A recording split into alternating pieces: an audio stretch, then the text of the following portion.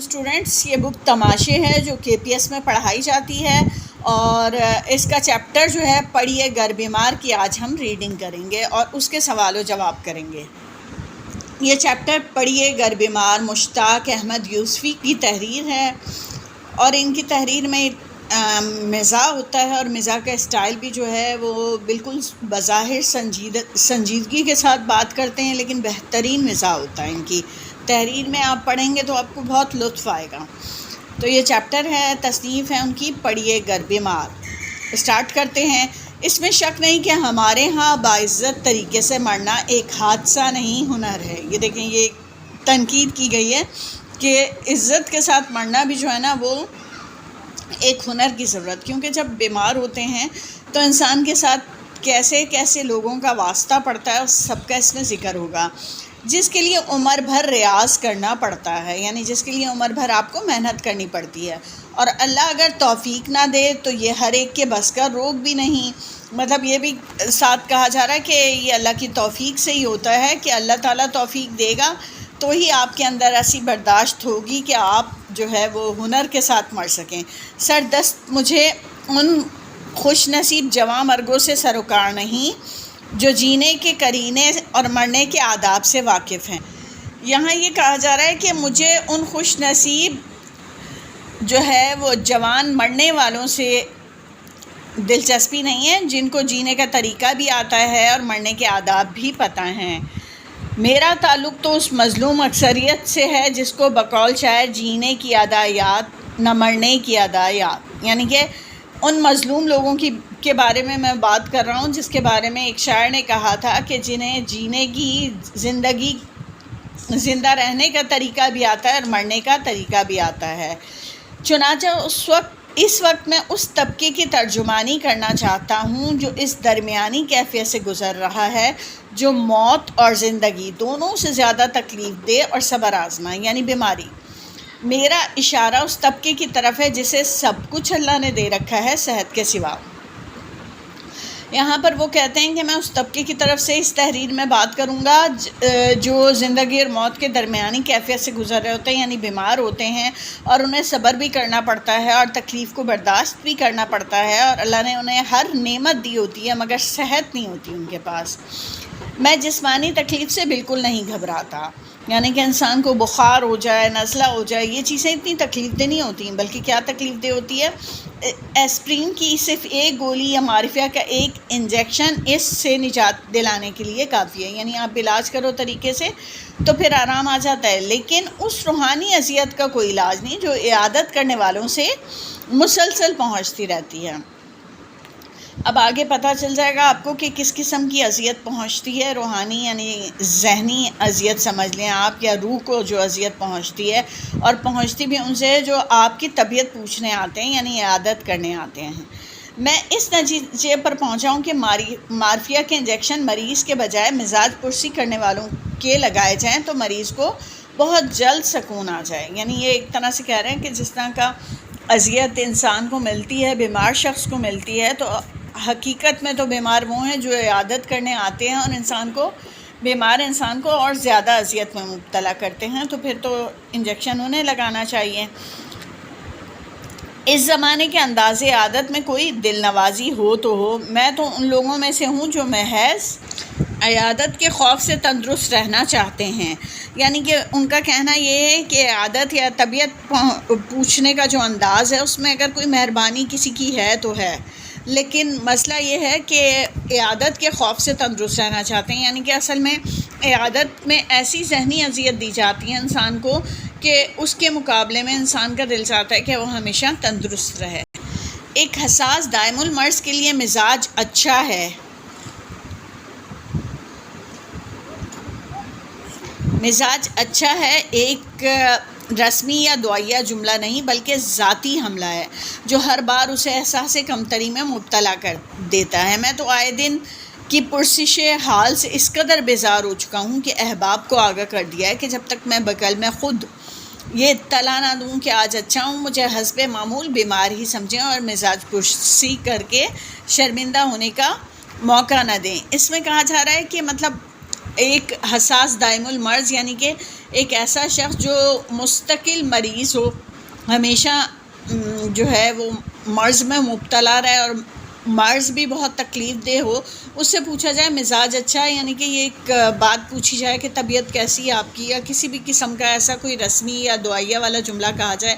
تو اسے یہ ایسے لگتا ہے جیسے اسے ذاتی حملہ کیا جا رہا ہے اور بار بار اسے احساس کمتری میں مبتلا کیا جا رہا ہے۔ تو وہ تو کہتے ہیں، مشتاق احمد یوسفی کہتے ہیں، میں تو اس چیز سے اس قدر بیزار ہوں ایسی طبیعت کے پوچھنے سے کہ میں نے اپنے دوستوں کو بتا دیا کہ جب تک میں خود سے اطلاع نہ دوں کہ میں ٹھیک ہوں، وہ مجھے بیمار ہی سمجھیں، معمول کے مطابق بیمار سمجھیں اور میری طبیعت پوچھ کے مجھے شرمندہ نہ کریں۔ سنا ہے کہ شائستہ آدمی کی یہ پہچان ہے کہ اگر آپ اس سے کہیں کہ مجھے فلاں بیماری ہے تو وہ کوئی آزمودہ دوا نہ بتائے، یعنی کہ ایک مہذب اور بااخلاق شخص جو ہے نا، وہ کبھی بھی آپ اس سے کہیں گے نا کہ میں بیمار ہوں تو وہ آپ کو کوئی بھی دوائی ایسی نہیں بتائے گا کہ میں نے یہ آزمائی اور اس سے مجھے آرام آیا اور آپ بھی کریں۔ یقین نہ آئے تو جھوٹ موٹ ہی کسی سے کہہ دیجئے کہ مجھے زکام ہو گیا، پھر دیکھیے کیسے کیسے مجرب نسخے، خاندانی چٹکلے، فقیری ٹوٹکے آپ کو بتائے جاتے ہیں۔ یعنی کہ اگر ہم جھوٹ موٹ بھی کسی کو کہہ دیں نا کہ زکام ہے تو پھر کوئی آپ کو بتائے گا ایسا آزمودہ نسخہ جو ہمیشہ اپنایا گیا ہو، آزمایا گیا ہو اور اس کے بہترین نتائج ہوں، یا پھر خاندانی چٹکلے، یعنی کہ وہ ایسی چیز بتائیں گے کہ تھوڑی سی مقدار میں ہوگی اور اثر کرے گی۔ چٹکلا جو ہوتا ہے نا، مطلب ہو تھوڑی لیکن آرام دے دے اور خاندان نسل در نسل چلی آ رہی ہو۔ فقیری ٹوٹکے یعنی کم قیمت کے نسخے بتائے جاتے ہیں۔ میں آج تک یہ فیصلہ نہ کر پایا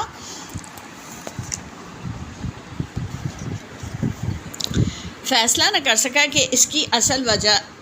طبی معلومات کی زیادتی ہے یا مذاق سلیم کی کمی ہے۔ مطلب یہ نہیں سمجھ میں آتا کہ یہ لوگ جو بتا رہے ہوتے ہیں تو ان کو بہت زیادہ میڈیکل کی فیلڈ سے متعلق نالج ہے یا پھر ان کو مکمل شعور نہیں ہے یا سلیقہ نہیں ہے۔ بہرحال بیمار کو مشورہ دینا ہر تندرست آدمی اپنا خوشگوار فرض سمجھتا ہے، اور انصاف کی بات یہ کہ ہمارے ہاں 99% لوگ ایک دوسرے کو مشورے کے علاوہ اور دے بھی کیا سکتے ہیں۔ سر فہرست ان مزاج پرسی کرنے والوں کے نام ہیں جو مرض تشخیص کرتے ہیں نہ دوا تجویز کرتے ہیں، مگر اس کا یہ مطلب نہیں کہ وہ منکسر المزاج ہیں۔ مطلب سر فہرست وہ کہہ رہے ہیں، اب وہ نا مزاج پرسی کرنے والوں کے بارے میں بتانا شروع کریں گے کہ کس کس قسم کے لوگ ہوتے ہیں جو مزاج پرسی کرتے ہیں۔ سب سے پہلے وہ ذکر کر رہے ہیں ان کا کہ جو نہ تو مرض بتاتے ہیں کہ آپ کو کیا تکلیف ہے اور نہ ہی کوئی دوا بتاتے ہیں، بلکہ وہ جو ہے نا منکسر اور اس کا مطلب یہ نہیں ہے کہ ان میں بہت عاجزی والی طبیعت نہیں ہے، بلکہ اصل وجہ کہ وہ اب آپ کو بتانے لگیں۔ دراصل ان کا تعلق اس مدرسہ فکر سے ہے، یعنی کہ اس سوچ کے لوگوں کے ساتھ ہے جس کے نزدیک پرہیز علاج سے بہتر ہے۔ یعنی وہ کہتے ہیں کہ بھائی آپ علاج مت کرو مگر پرہیز کرو، غلط چیزیں مت کھایا کرو، آپ کی بیماری کی وجہ ہی غلط چیزیں کھانا ہے۔ یہ اس شکم آزار عقیدے کے مبلغ ہیں کہ کھانا جتنا پھیکا سیٹھا ہوگا صحت کے لیے اتنا ہی مفید ہوگا۔ یعنی ان کا کہنا یہ ہوتا ہے کہ آپ جو ہے نا، مطلب آپ جو مرض جو ہے آپ کا پیٹ کا مرض، یعنی پیٹ کے مرض کے حوالے سے وہ عقیدہ رکھتے ہیں کہ کھانا آپ جو ہے صحت مندانہ کھائیں، پھیکا کھائیں، مرچیں نہ ہوں، نمک نہ ہو، تو پھر جو ہے نا آپ کے لیے فائدہ مند ہوگا۔ اس قبیل کے ہمدردان صحت دو گروہوں میں بٹ جاتے ہیں، یعنی اس قبیلے کے لوگ جو ہیں، اس سوچ کے لوگ جو ہیں، ان کے بھی آگے سے دو گروپ بن جاتے ہیں۔ ایک وہ غذا رسیدہ بزرگ جو کھانے سے پرہیز کرتے ہیں، مطلب ایک وہ جو ہیں کھانے سے متعلق مطلب یہ بھی نہیں کھاؤ آپ، اگر آپ یہ کھاتے ہو تو بھی بیمار ہو جاؤ گے، ایسا کھاتے ہو تو بھی بیمار ہو جاؤ گے، اس سوچ کے بزرگ ہیں۔ تو دوسرے وہ جو علاج اور کھانے دونوں سے پرہیز تجویز فرماتے ہیں، یعنی کہ وہ کہتے ہیں کہ علاج بھی نہیں کراؤ، علاج سے بھی آپ کئی بیماریوں میں مبتلا ہو جاؤ گے، اور کھانے میں بھی بے شمار چیزوں سے پرہیز بتانا شروع کر دیتے ہیں۔ پچھلی گرمیوں کا واقعہ ہے کہ میری بائیں آنکھ میں گوہانجنی نکلی۔ یہ اپنی گرمیوں کا واقعہ سناتے ہوئے بتاتے ہیں کہ میری الٹی آنکھ میں پھنسی نکلی تو ایک نیم جان جو خود کو پورا حکیم سمجھتے تھے، یعنی خود ان کا حال کوئی نہیں تھا، صحت ان کی برباد تھی، نیم جان سے مراد یہ ہے۔ تو انہوں نے بتا دیا، چھوٹتے ہی بولے، یعنی فوراً ہی دیکھتے ہی بولے کہ فم معدہ پر ورم معلوم ہوتا ہے، یعنی معدہ کے منہ پر ورم معلوم ہوتا ہے، معدے کے منہ پہ ورم معلوم ہوتا ہے، دونوں وقت مونگ کی دال کھائیے۔ یہ مشورہ دے دیا۔ مونگ کی دال عموماً بیماروں کو دی جاتی ہے اور اسے کوئی خوشی سے کھانا پسند نہیں کرتا، اس لیے نا یہ آگے سے کہتے ہیں، مشتاق احمد یوسفی کہتے ہیں، میں نے پوچھا آخر آپ کو میری ذات سے کون سی تکلیف پہنچی ہے جو یہ مشورہ دے رہے ہیں؟ وہ آگے سے کہتے ہیں کیا مطلب؟ عرض کیا، یعنی کہ مشتاق صاحب کہتے ہیں 2-4 دن مونگ کی دال کھا لوں تو اردو شاعری سمجھ میں نہیں آتی، طبیعت بے تحاشا تجارت پر مائل ہو جاتی، اس صورت میں خدا نخواستہ تندرست ہو بھی گیا تو جی کہ کیا کروں گا۔ یعنی ان کا کہنا یہ تھا کہ 2-4 دن مونگ کی دال کھا کے نا تو اردو شاعری سمجھ میں نہیں آتی، یعنی کہ انسان کا ذوق شوق مر جاتا ہے اور بس صرف جو ہے تجارت کی طرف مائل ہو جاتی ہے، طبیعت کے شاید پیسے کی قلت ہے جو ہم یہ کم قیمت دال کھا رہے ہیں، اور اگر ایسے حالات ہوں تو پھر جینے کو بھی دل نہیں چاہتا۔ تو وہ آگے سے کہتے ہیں آپ تجارت کو اتنا حقیر کیوں سمجھتے ہیں؟ انگریز ہندوستان میں داخل ہوا تو اس کے ایک ہاتھ میں تلوار اور دوسرے میں ترازو تھی۔ آگے سے وہ انگریز کے بارے میں بتانے لگ گئے کہ وہ تجارت کے کتنے قائل تھے، مطلب جب وہ ہندوستان میں داخل ہوئے تھے تو وہ ایک ہاتھ میں تلوار سے مراد یہ ہے کہ جنگ کی طاقت لے کر آئے اور دوسری طرف کاروبار کو بھی لے کر آئے تھے۔ تو گزارش کی اور جب گیا، یعنی کہ اب یہ مشتاق احمد یوسفی کہتے ہیں جب گیا تو پھر کیا کیا، تو ایک ہاتھ میں یونین جیک تھا اور دوسری آستین خالی لٹک رہی تھی، یعنی کہ ان کی اس بات پر نا طنزیہ جواب دیا کہ جب واپس گیا نا تو اپنا جھنڈا یعنی یونائٹڈ کنگڈم کا نیشنل فلیگ جو تھا وہ واپس لے کر گیا، یعنی کہ ہار گیا، اور دوسری آستین خالی لٹک رہی تھی، یعنی کہ تجارت بھی نہ چلی اس کی۔ یہ بات انہیں بہت بری لگی، اس لیے مجھے یقین ہو گیا کہ سچ تھی، یعنی کہ عموماً سچی بات ہی انسان کو بری لگتی نا۔ اس کے بعد تعلقات اتنے کشیدہ ہو گئے کہ ہم نے ایک دوسرے کے لطیفوں پر بھی ہنسنا چھوڑ دیا، یعنی کہ جب تلخ بات کا تلخ جواب دیا مزاحیہ انداز میں، لیکن بہرحال تلخ، تو پھر تعلقات ہی خراب ہو گئے۔ دوسرا گروہ، اب ایک گروہ کے بارے میں آپ کو پتہ چل گیا، اب یہ دوسرے گروہ کی بات ہو رہی، قوت ارادی سے دوا اور غذا کا کام لینا چاہتا ہے، یعنی کہ وہ کہتا ہے کہ اگر آپ کو بیماری بھی ہے تو آپ سمجھو آپ بیمار نہیں ہو، آپ اپنے ارادوں کو مضبوط رکھو اور اپنے اوپر کنٹرول رکھو، اور جسمانی عوارض کے علاج و معالجہ سے پہلے دماغ کی اصلاح کرنا ضروری سمجھتا ہے۔ یعنی ان کا کہنا یہ ہوتا ہے کہ آپ جسم کا علاج کرنے کے بجائے آپ جو ہے نا وہ دم درود کراؤ اور دوا کے بجائے دعا کرواؤ۔ یہ حضرات ابتدائے مرض ہی سے دوا کے بجائے دعا کے قائل ہوتے ہیں۔ حالانکہ اللہ تعالیٰ نے تو انسان کے لیے دوا اور دعا دونوں کہی ہے نا، لیکن وہ کہتے ہیں دوا نہیں کرو دعا کرو۔ ان میں بھاری اکثریت ان 70-72 بزرگوں کی ہے جو گھگیا کر اپنی درازی عمر کی دعا مانگتے ہیں، یعنی کہ اکثر وہ لوگ ہوتے ہیں جو 70-72 سال کے بزرگ ہوتے ہیں اور وہ خود بھی رو کر اپنی عمر دراز کرنے کی دعا مانگ رہے ہوتے ہیں اور اسی کو عبادت سمجھتے ہیں۔ اس روحانی غذا کے لیے میں فی الحال اپنے آپ کو تیار نہیں پاتا۔ مجھے اس پر قطعاً تعجب نہیں ہوتا کہ ہمارے ملک میں پڑھے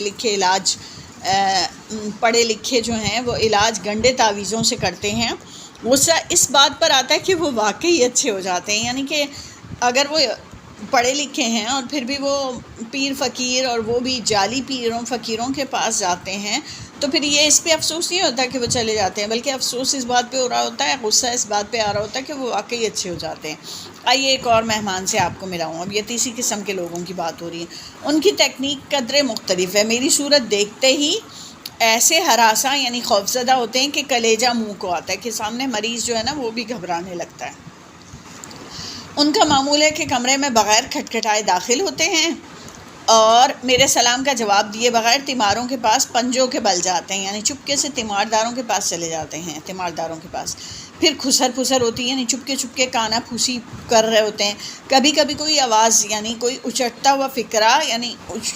کوئی جملہ مجھے بھی سنائی دے جاتا ہے، مثلاً صدقہ دیجیے جمعرات کی رات بھاری ہوتی ہے۔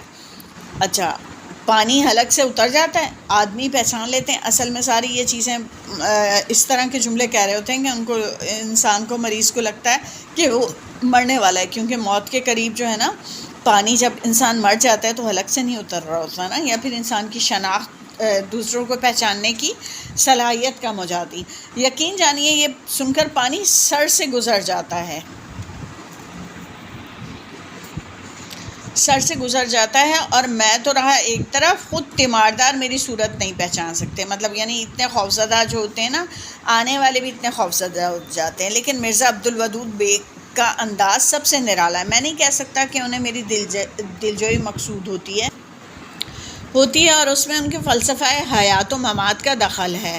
یا اس میں ان کے فلسفہ حیات و ممات کا دخل ہے، یعنی کہ ان کا زندگی اور موت کے بارے میں جو فلسفہ ہے، جو سوچ ہے۔ بیماری کے فضائل ایسے دل نشین پیرائے میں بیان کرتے ہیں، یعنی کہ بیماری کی بھی فضیلتیں، فائدے بتانے لگ جاتے ہیں کہ صحت یاب ہونے کو دل نہیں چاہتا، اتنے فائدے بتاتے ہیں کہ انسان کا نا صحت مند ہونے کو بالکل دل نہیں چاہتا، تندرستی وبال معلوم ہوتی ہے، یعنی تندرستی جو ہے وہی مصیبت لگنے لگتی ہے، اور غسل صحت میں وہ تمام قباحتیں نظر آتی ہیں جن سے غالب کو فکر وصال میں دوچار ہونا پڑا، اور مطلب صحت مند ہونے کے حوالے سے وہ تمام برائیاں نظر آتی ہیں کہ جس میں غالب جو شاعر ہے نا، ان کو اللہ سے ملنے کی فکر جو ہوئی تھی نا، اس کی بنا پر انہوں نے کہا تھا کہ گر نہ ہو تو کہاں جائیں، ہو تو کیوں کر ہو، یعنی کہ اگر زندگی ہے تو پھر ہم کہاں جائیں، اس سے بہتر ہے کہ موت نصیب ہو جائے، اور اگر موت ہو تو کیسے ہو۔ اکثر فرماتے ہیں کہ بیماری جان کا صدقہ ہے۔ یہ شخص جو ہے جس کے بارے میں بتایا جا رہا ہے، وہ کہتے ہیں کہ بیماری جو ہوتی ہے نا وہ جان کا صدقہ ہوتی ہے، یعنی کہ انسان کی جان جو ہے وہ اس میں مزید عمر میں اضافہ ہوتا ہے، سمجھ لیں۔ عرض کرتا ہوں کہ میرے حق میں تو یہ صدقہ جاریہ ہے، یعنی کہ مستقل بیمار ہوں میں، صدقہ جاریہ ہے۔ ایک دن میں کان کے درد سے تڑپ رہا تھا کہ وہ آ نکلے۔ اس افراتفری کے زمانے میں زندہ رہنے کے شدائد اور موت کے فیوز و برکات پر ایسی مؤثر تقریر کی کہ بے اختیار جی چاہا کہ انہی کے قدموں میں پھڑ پھڑا کر اپنی جان آفرین کے سپرد کر دوں اور انشورنس کمپنی والوں کو روتا دھوتا چھوڑ جاؤں۔ ان کے دیکھے سے میرے تیمارداروں کے منہ کی رہی سہی رونق بھی جاتی رہی تھی، یعنی صرف ایک کان میں تکلیف تھی، اور وہ آئے ہیں تو انہوں نے نا اس قدر زندہ رہنے کے نقصانات بتائے اور موت کی برکتیں بتائیں اور اس کے فائدے بتائے، اور ایسی تقریر کی کہ دل چاہا کہ انہی کے آگے جو ہے نا وہ تڑپ تڑپ کر جان اللہ کے سپرد کر دوں، اور انشورنس کمپنی، اصل میں انشورنس کمپنی والے جو ہیں ان کو رقم ادا کرنی ہوتی ہے نا موت پہ، تو ان کو روتا دھوتا چھوڑ جاؤں۔ اور جب انہیں دیکھا، طبیعت پوچھنے والوں نے، تیمارداروں نے دیکھا تو ان کے بھی منہ کی رونق چلی گئی تھی۔ پچھلے جاڑوں کا ذکر ہے کہ میں گرم پانی کی بوتل سے سکائی کر رہا تھا، یعنی سردیوں میں، کہ ایک بزرگ جو 80 سال کے پیٹے میں ہیں، یعنی 80-90 کے درمیان جن کی عمر ہے، خیر و عافیت پوچھنے آئے اور دیر تک قبر و عاقبت کی باتیں کرتے رہے، یعنی کہ قبر کی اور آخرت کے بارے میں باتیں کرتے رہے، جو میرے تیمارداروں کو ذرا قبل از وقت معلوم ہوئی کہ ابھی تو موت کا وقت نہیں آیا اور یہ شروع ہو گئے۔ آتے ہی بہت سی دعائیں دیں جن کا خلاصہ یہ تھا کہ خدا مجھے ہزاری عمر دے، یعنی ویسے دعا ایک طرف کر رہے ہیں کہ 1000 سال کی عمر، اور دوسری طرف جو ہے اس کو قبر کے بارے میں بتا رہے ہیں، قبر اور انجام کے بارے میں بتا رہے ہیں۔ اچھا، چاہ یہ رہے ہیں کہ 1000 سال عمر ہو تاکہ میں اپنے اور ان کے فرضی دشمنوں کی چھاتی پر روایتی مونگ ڈلنے کے لیے زندہ رہوں، یعنی کہ میں ان کے اور اپنے فرضی دشمنوں پر مسلط رہوں۔ اور جانکنی اور فشارگوں کا اس قدر مفصل حال بیان کیا، یعنی کہ جان کے نکلنے کا اور قبر کا اس قدر تفصیل کے ساتھ حال بیان کیا کہ مجھے غریب خانے پہ گورے غریباں کا گمان ہونے لگا، یعنی کہ مجھے اپنے گھر کے سلسلے میں قبرستان محسوس ہونے لگا۔ عادت میں عبادت کا ثواب لوٹ چکے، یعنی طبیعت پوچھنے آئے تھے اور اپنی طرف سے عبادت یعنی کر لی کہ اتنا تفصیلی بیان کیا۔ اچھا، تو میری جلتی پیشانی پر اپنا ہاتھ رکھا جس میں شفقت کم اور راشا زیادہ تھا، یعنی کہ بخار سے جو میری پیشانی جل رہی تھی اس پہ ہاتھ رکھا تو اس میں محبت کا عنصر کم تھا، جبکہ کپ کپاہٹ بڑھاپے کی وجہ سے 80 سال کے تھے نا وہ زیادہ تھی۔ اور اپنے بڑے بھائی کو جن کا انتقال 3 ماہ قبل اسی مرض میں ہوا تھا جس میں مبتلا تھا، تو پھر وہ نا اپنے اس 3 ماہ پہلے ان کے بھائی کا انتقال ہوا تھا، تو اسی مرض میں یہ مبتلا تھے مصنف۔ تو پھر کیا کیا انہوں نے، جس میں مبتلا تھا یاد کر کے کچھ اس طرح آپ دیدہ ہوئے، یعنی آنسو بہنے لگ گئے ان کے، رونے لگ گئے کہ میری بھی ہچکی بن گئی۔ میرے لیے جو 3 عدد سیب لائے تھے طبیعت پوچھنے کے لیے، ساتھ ہی سیب لے کے آئے تھے، وہ کھا لیے۔ تو کھا چکنے کے بعد جب انہیں قرار آیا اور خود ہی کھا لیا انہوں نے، تو وہ مشہور تعزیتی شعر پڑھا۔ تعزیتی شعر یعنی کہ اگر کسی کی افسوس کرنے آؤ تو جو شعر پڑھا جاتا ہے، جس میں ان غنچوں پر حسرت کا اظہار کیا گیا جو بن کھلے مرجھا گئے، یعنی کہ ابھی ٹھیک سے انہوں نے زندگی کے دن پورے بھی نہیں کیے اور وہ مرجھا گئے۔ میں فطرتاً رقیق القلب واقع ہوں، یعنی سخت دل واقع ہوں، اور طبیعت میں ایسی باتوں کی سہار بالکل نہیں، یعنی برداشت نہیں ہوتی ایسی باتیں۔ جب لاد چلے گا بنجارہ والا موڈ طاری ہو جاتا ہے تو حالت یہ ہوتی ہے کہ ہر پرچھائیں بھوت اور ہر سفید چیز فرشتہ دکھائی دیتی، یعنی کہ ایک نظم ہے جب لاد چلے گا بنجارہ، اس میں بتایا جاتا ہے کہ ہر انسان کو ایک دن موت واقع ہونی ہے۔ تو جب یہ والا موڈ طاری ہوتا ہے تو پھر ہر پرچھائیں یعنی ہر ایک سائے کو بھوت سمجھنے لگتا ہوں، اور ہر سفید چیز مجھے فرشتہ لگتی ہے۔ ذرا آنکھ لگتی ہے تو بے ربط خواب دیکھنے لگتا ہوں، یعنی اگر نیند آتی ہے تو عجیب عجیب سے خواب آنے لگ جاتے ہیں جس کا حقیقت سے کوئی تعلق نہیں ہوتا، جیسے گویا کوئی کامک یا بات تصویر نفسیاتی افسانہ سامنے کھلا ہوا ہو۔ کیا دیکھتا ہوں، کامک بھی بات تصویر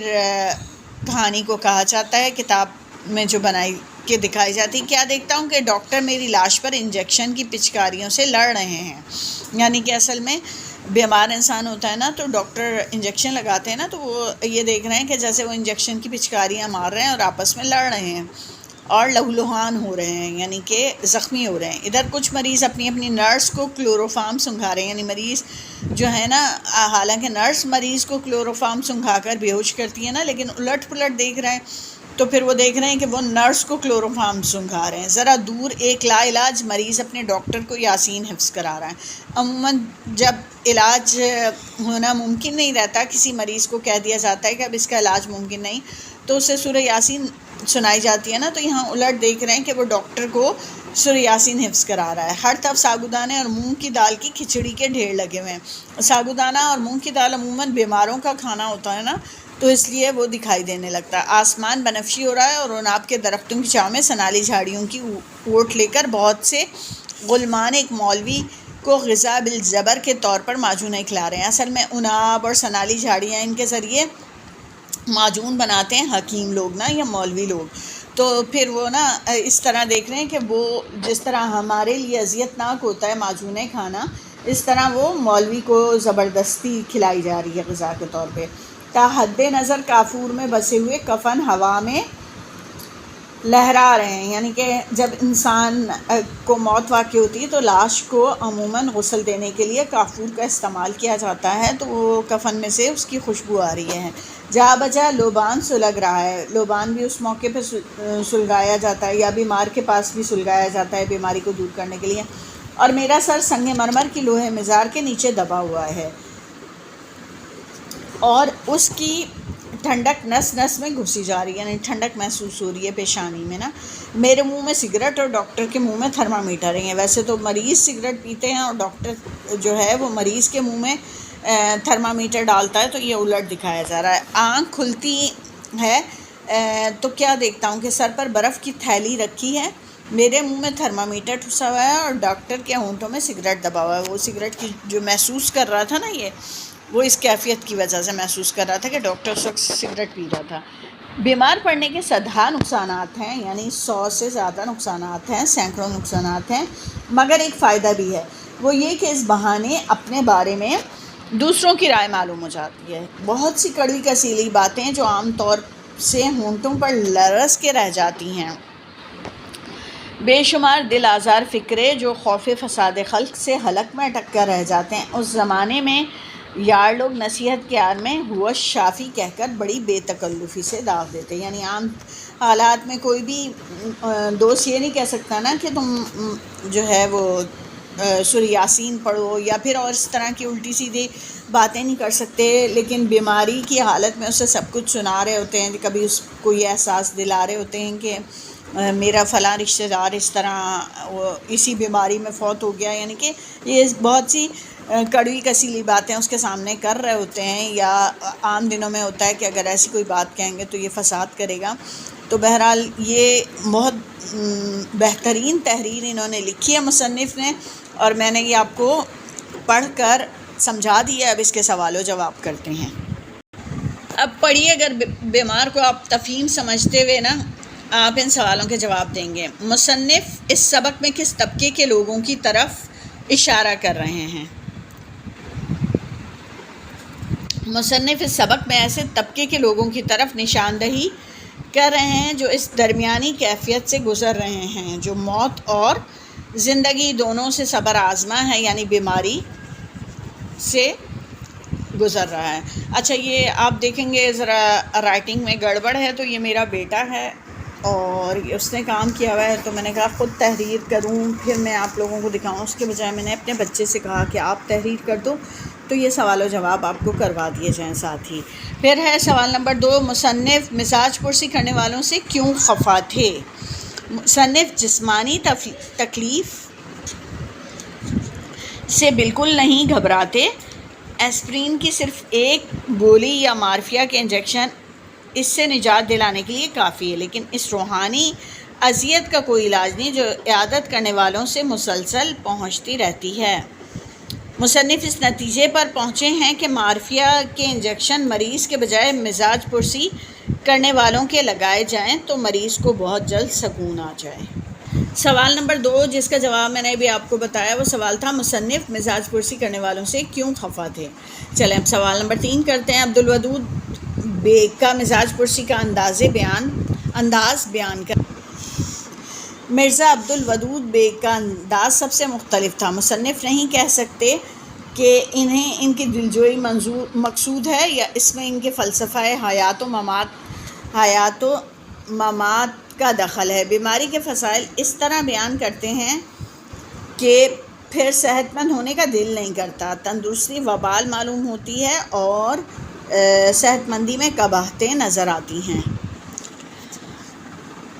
اب اس کے بعد ہے 80 سال کے بزرگ نے بیمار کی مزاج پرسی کس طرح کی؟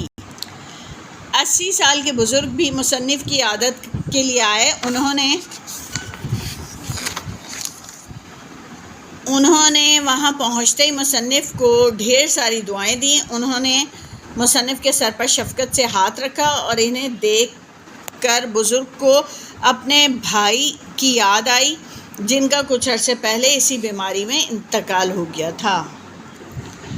آخری سوال ہے، بیمار پڑنے کے کیا فائدے ہیں؟